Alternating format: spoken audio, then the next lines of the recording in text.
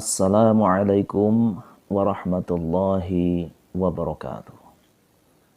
Alhamdulillahi wa syukurulillahi wassalatu wassalamu ala rasulillah Sayyidina Muhammad ibn Abdillah wa ala alihi wa sahbihi wa mawalah, amma ba'du.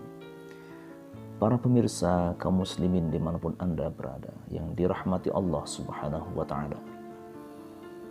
Mungkin di antara kita pernah atau mungkin juga seringkali mendengar dari para ustadz yang ada di tengah-tengah kita atau para penceramah yang pernah memberikan tausiah kepada kita tentang kisah Nabi Ayyub alaihissalam yang disampaikan sedemikian mengharukan, yang tidak jarang bahkan membuat orang yang mendengarkannya pun sampai menitikkan air mata, yaitu kisah tentang sakitnya Nabi Ayyub alaihissalam yang digambarkan oleh para penceramah ini, oleh para da'i ini, bahwa Nabi Ayyub pernah mengalami sakit berupa katal yang sangat parah dan menjijikkan.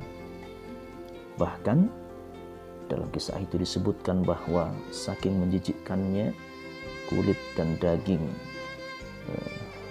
dari tubuh Nabi Ayyub sudah dipenuhi dengan belatung-belatung. Bahkan Nabi Ayyub ketika hendak beribadah, belatung itu diturunkan. Selesai beribadah itu kemudian ditempelkan kembali ke kulit atau dagingnya. Ini merupakan kisah yang perlu kita sikapi bersama. Nah, bagaimana kita menyikapinya?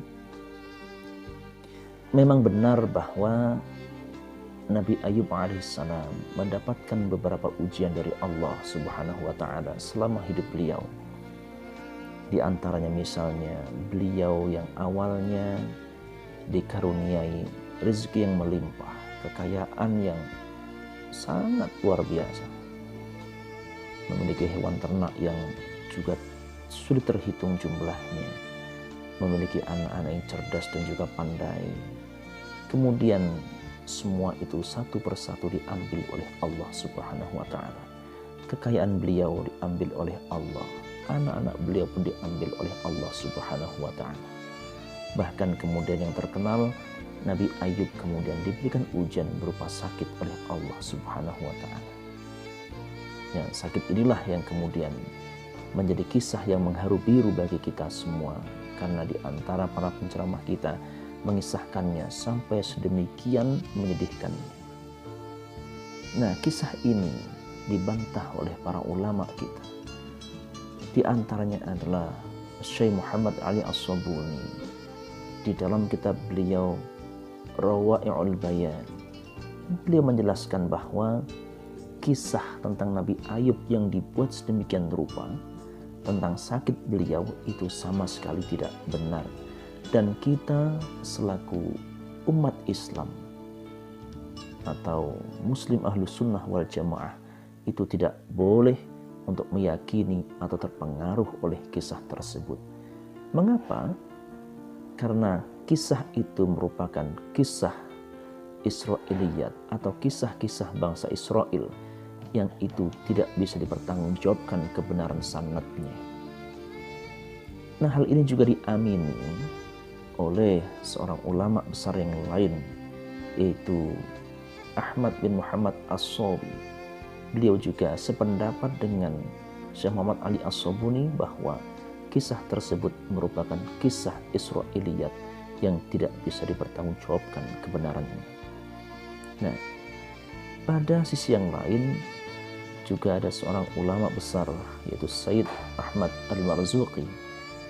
Di dalam kitab beliau Aqidatul Awam, beliau menjelaskan melalui salah satu bait di dalam kitab beliau, di sana disebutkan bahwa wajaizun fi haqqihim min 'aradi bi ghairi naqsin ka khafifil maradi, bahwa para nabi dan rasul itu memang benar bahwa mereka memiliki sifat jaiz, yaitu sifat yang boleh atau sifat yang secara umum memiliki kesamaan dengan sifat kita sebagai manusia pada umumnya, di mana para nabi dan rasul juga makan seperti layaknya kita makan.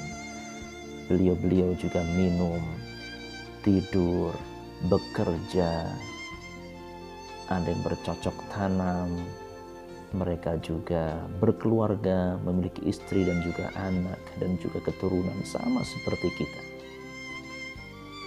Mereka juga ada yang berperang untuk memperluas dakwah dan segala macamnya seperti halnya kita. Akan tetapi ada hal-hal yang lain yang itu dikisahkan, disebutkan bahwa para nabi dan rasul juga mengalami ujian dan juga gangguan, bahkan beberapa kekurangan. Akan tetapi kekurangan ini tidak sampai menurunkan atau melecehkan derajat dan martabat mereka selaku nabi dan rasulullah. Seperti apa dicontohkan di situ adalah ka khafifil maradi, yaitu bahwa para nabi dan rasul mereka ketika mengalami sakit, itu sakit-sakit yang disebut dengan sakit yang ringan. Termasuk juga Nabi Ayub alaihissalam, bahwa sakit yang ringan yang digambarkan demikian mengharukan itu sebenarnya adalah sakit gatal dan panas biasa saja, yang itu tidak sampai membuat beliau daging dan kulitnya digerogoti oleh belatung-belatung yang menjijikkan. Tidak sampai ke arah itu. Nah, oleh karenanya para pemirsa sekalian, kalaupun ada hikmah ataupun yang patut kita rujuk atas kisah Nabi Ayub alaihissalam adalah kesabaran beliau, kesabaran istri beliau untuk menghadapi dan melewati ujian dari Allah Subhanahu wa ta'ala, sehingga pada akhirnya beliau Nabi Ayub alaihissalam dan juga istri beliau Layat binti Ya'qub merupakan orang-orang yang dikenal kesabarannya, bahkan itu juga diabadikan di dalam Al-Quranul Karim. Dan pahala bagi orang-orang yang sabar, sebagaimana juga banyak dijelaskan dalam Al-Quran, juga sebagaimana banyak dijelaskan oleh Rasulullah SAW, maka tiada lain pahala dan balasan yang paling layak untuk orang-orang yang sabar adalah kecuali surganya Allah Subhanahu wa ta'ala. Nah, inilah yang dapat saya sampaikan pada kesempatan kali ini. Mudah-mudahan dengan ini semua kisah-kisah yang selama ini kurang tepat berkenaan dengan Nabi Ayub alaihissalam dapat kita luruskan, dan kita tidak terpengaruh atau meyakini kisah yang justru tidak dapat dipertanggungjawabkan kebenaran kisah dan juga sanadnya. Terima kasih dan mohon maaf. Wallahul muwaffiq ila aqwamit thoriq. Wassalamualaikum warahmatullahi wabarakatuh.